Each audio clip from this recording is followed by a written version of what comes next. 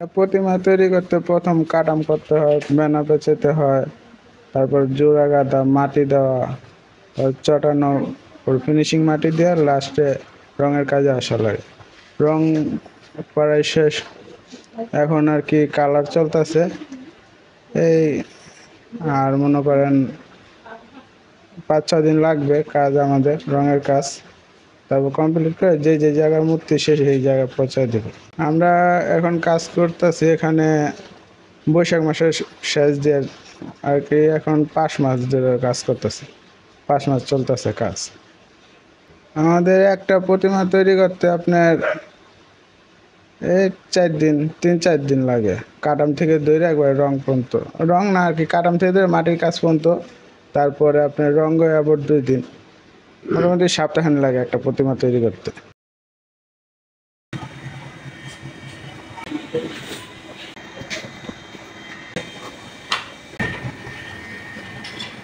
এবছর 35টা মূর্তি বানাইছি, ঠিক আছে। গত বছর বানাইছিলাম 40টা, তো এবছর বেশি হয় নাই, এই 35টা নিয়েই আর কি আছি, ঠিক আছে।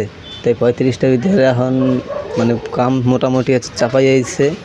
এখন 10টা মূর্তি আছে আর কি রং দেওয়া বাকি, তো এই 10টা মানে এই কদিনের ভিতরে আর কি চাপানো লাগবো, অনেক ওরাওর ভিতরে আর কি আছি। প্রতি বছর মনে করেন 30-35 করিয়া বেছে, ঠিক আছে। তো এবছর তো হেমন পায় না, ঠিক আছে। 40 করিয়াও মনে করেন সেল দিছে, ঠিক আছে। এবছর মনে করেন 30-35 এরকমভাবে সেল দিতেছে।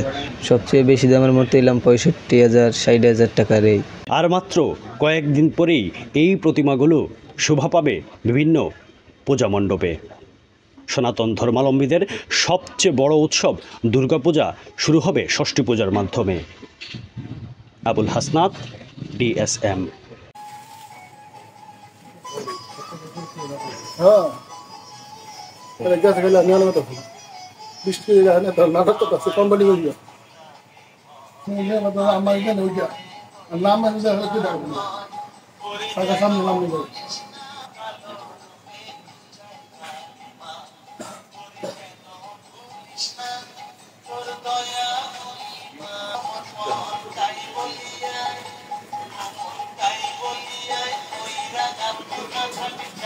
বলে ভাই ঠিক আছে,